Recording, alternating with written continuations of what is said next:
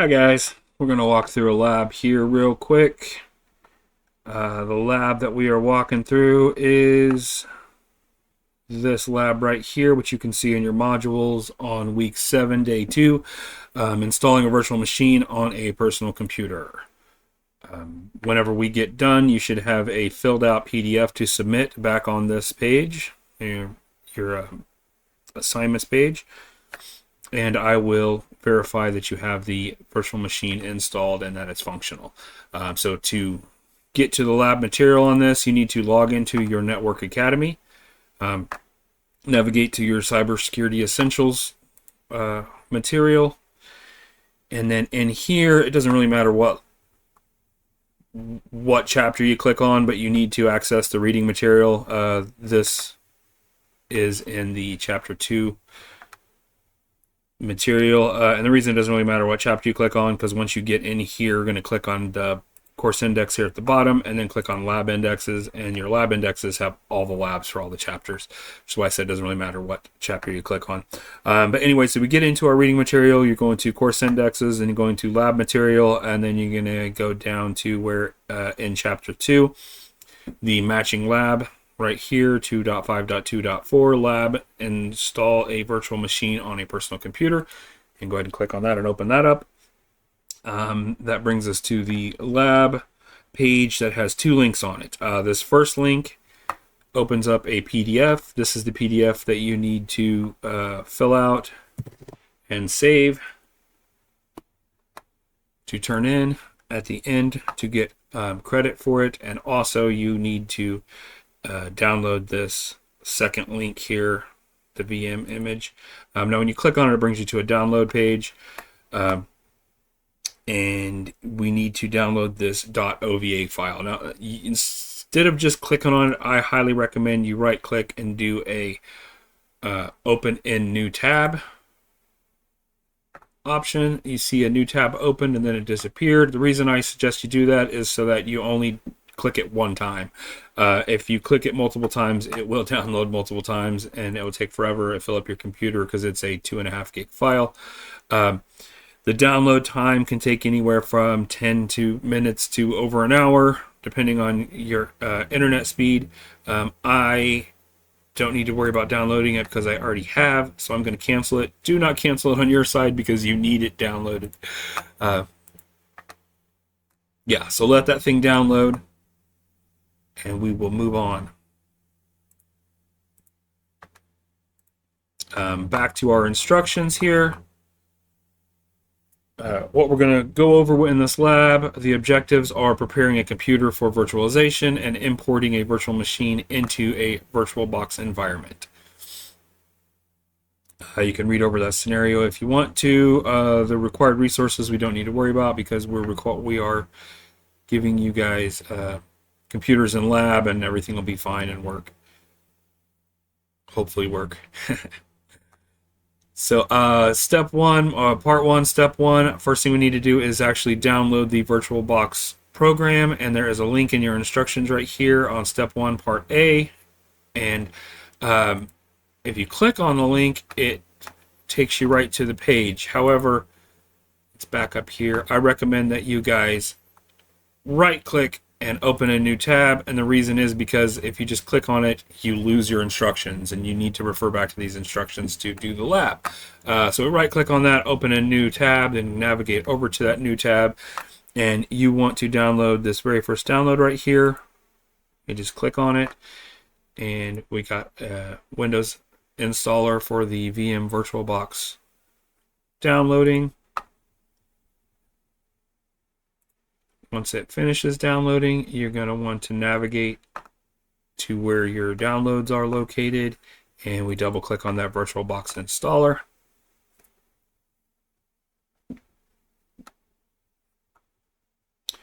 You're probably going to get a little UAC, user account control box, pop up, letting you know somebody's trying to install something on your machine. Go ahead and click OK or yes to that.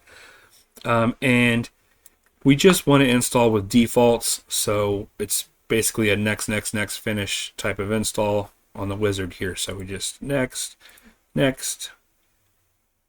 And quick note here, if you are still downloading your image file that I said would take a very long time to download.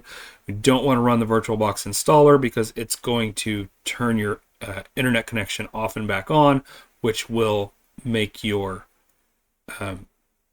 that long download will probably fail and crash. So you want to make sure you've got that file downloaded first before we continue with this. So I've already downloaded it, so I click yes, yes, yes, yes, yes, and hit the install button and let it do its thing.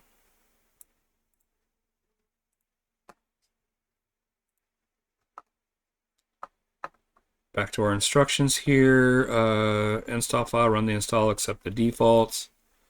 Download the virtual machine image. So this part, step 2, you should already be doing that or already have done that. Your image, before you can move on, has to be downloaded. So go into part 2 here and import a virtual machine into VirtualBox. And we can't do that till VirtualBox finishes installing. So let's check out our install here. So our install says click the finish button to exit the setup wizard, and this checkbox here, make sure you got it checked so it'll just open VirtualBox as soon as we're done.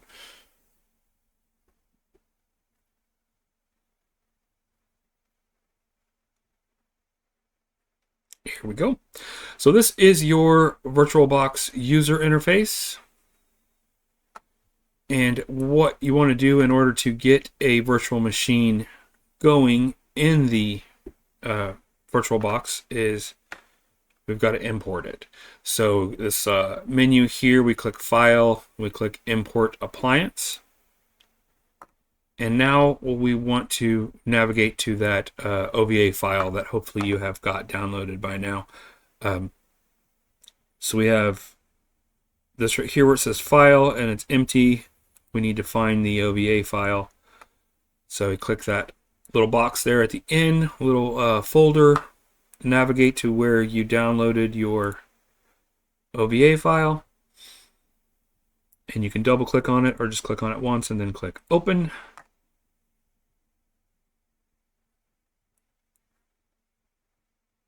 Oh, my computer's not happy right now. There we go. Okay. So now it's going to have the path to the file next to where it says File instead of nothing. And we just click Next. Okay, and there is something in the instructions here. Let's pull the instructions back up.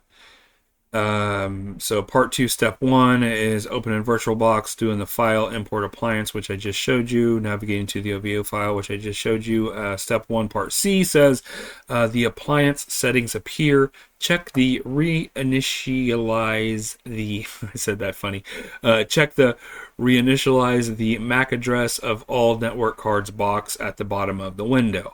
I feel like that might be a setting that was on the older version of VirtualBox.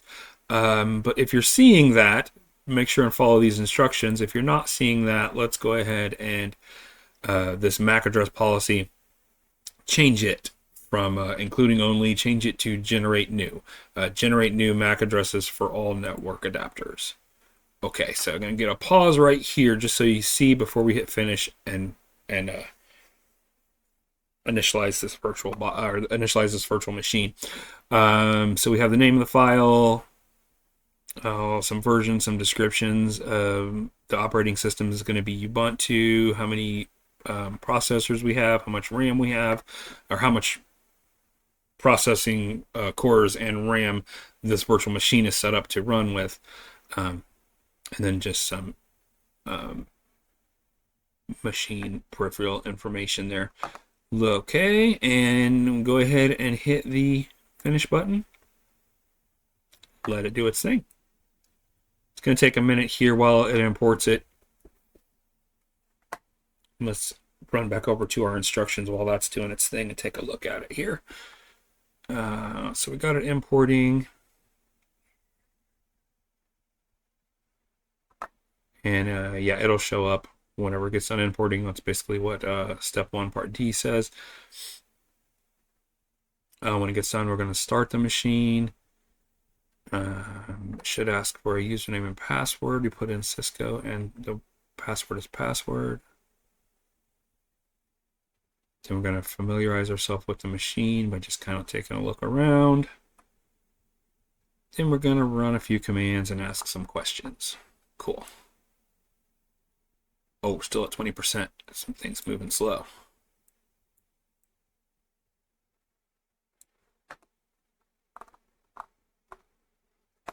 Going to pause our recording real quick and come back whenever this finishes importing the appliance. Or importing the VirtualBox. Show us as appliance there.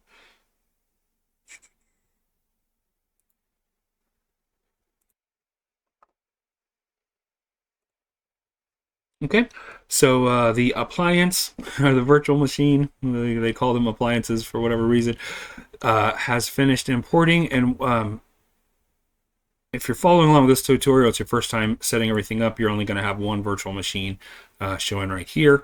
This is where they all show. You'll have a list of them if you use more as we go along. So we want to make sure that is highlighted, and we click the start button to get it going here. It's going to take a minute while it powers up.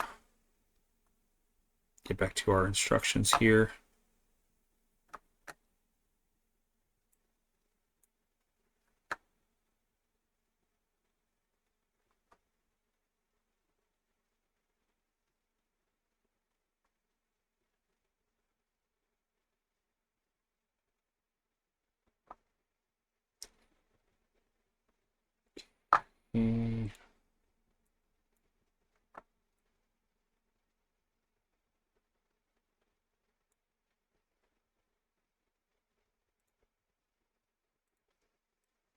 So it opened our virtual machine. In the background, it looks like. So VirtualBox, you've got your user interface here, and when you're starting a machine, it opens up in a new window. And there we go. Cool. We got our lab virtual machine going. I'm going to go ahead and minimize the VirtualBox user interface, and we're going to take a look at the window that actually has the virtual machine in it. So it's saying here it's going to ask for a username and password. We want to put in Cisco as the username and password as the password.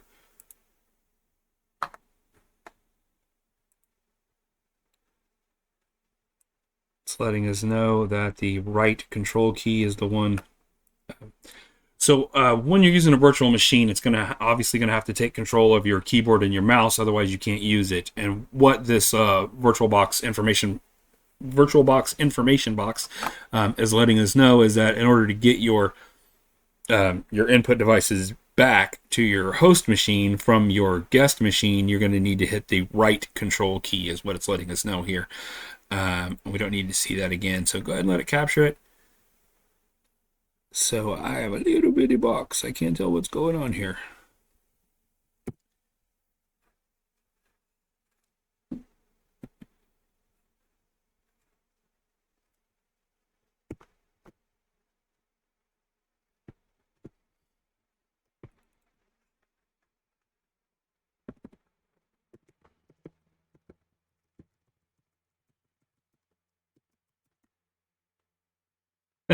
It won't give me my mouse back.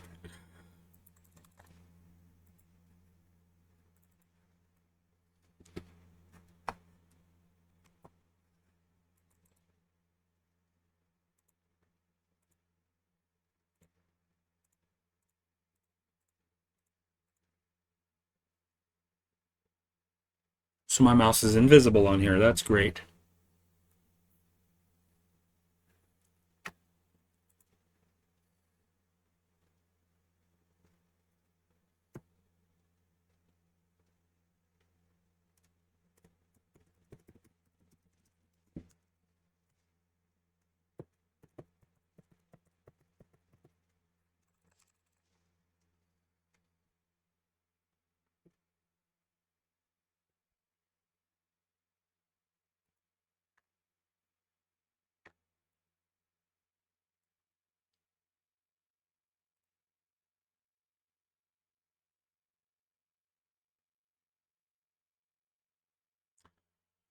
I'm almost afraid to click back in here because it stole my mouse last time. Let's see.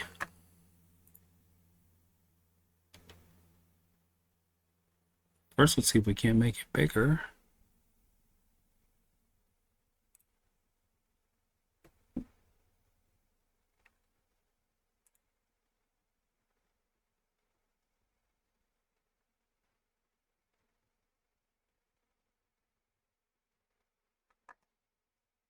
right, let's make it bigger here. Yeah, that looks neat. So if you were seeing a little bitty screen, I know. So first thing, my mouse got trapped in there whenever I clicked in here. Now everything's working. If your mouse gets trapped and using that right control button doesn't work for you, which was what just happened to me that you witnessed, in order for me to get out, I had to press Control Alt Delete, which closes everything and brings you to that Control Alt Delete screen with different options, and then come back into Windows, and now everything's working fine. I'll walk around and help you guys if we need to for that. So if you're showing a little bitty screen like I was seeing, you can change your virtual screen size right here. I'm going to scale it up a bit. Not too big though.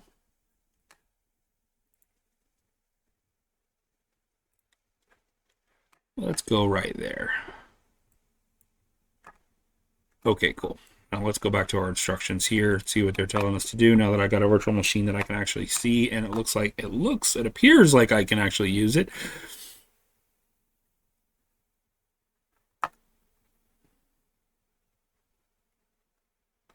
It didn't ask me for a username and password though.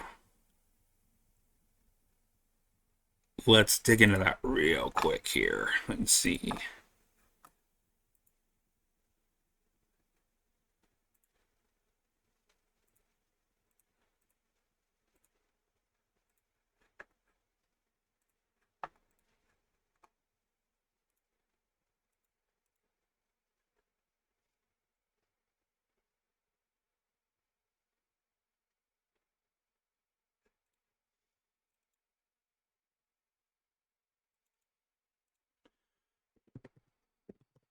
Let's see who we are.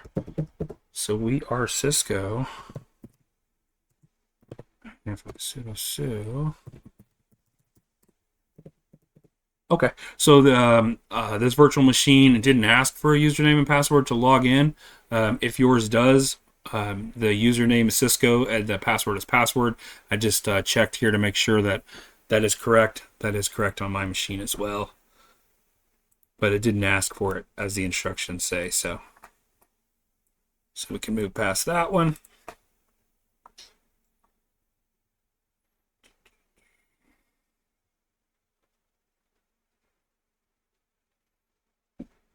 Familiarize yourself with the virtual machine. I will let you guys do that as you wish. We need to find the IP address of our machine, which so got your machine up and going, and open the terminal here, and it's just a real easy IP config. Will tell us our IP address.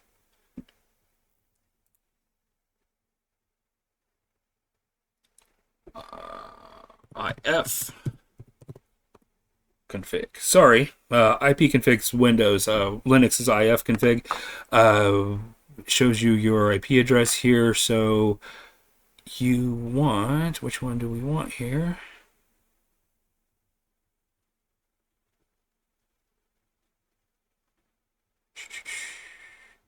Sorry, my screen's really small, so I'm having to kind of like squint to see what's going on here.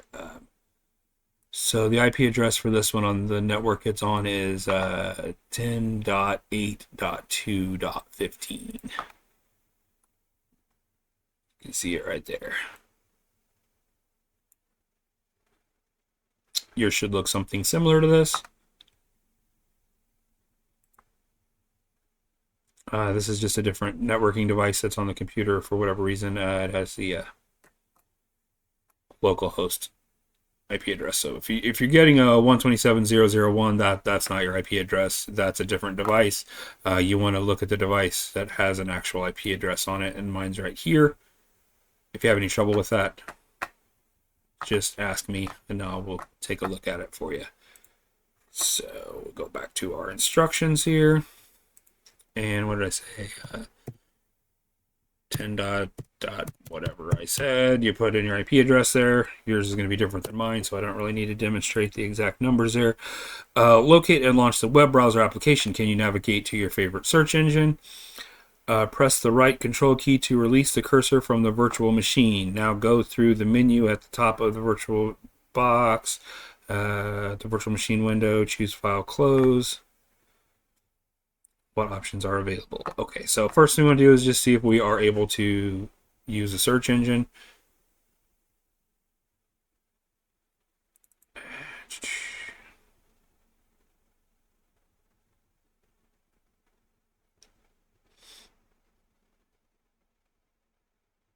This is a slow machine, ain't it? Here we go. And go duck duck go. Can we go there? It's looking like it. Yes, we are. So now we want to go to File and Close, and it wants to know what are your options here. So your options are save the machine state, send the shutdown signal, power off the machine. Go back to your questions here. So the answer to that was yes, you can. And the answer to that one, I just read it out loud. Save the machine state, send the shutdown signal, power off the machine. Click the save the machine state. Save the machine state and click it and click OK. Let it shut down. Back to our instructions here. What are the advantages and disadvantages of using a virtual machine? I will let you answer that one in your own words, and that concludes this lab.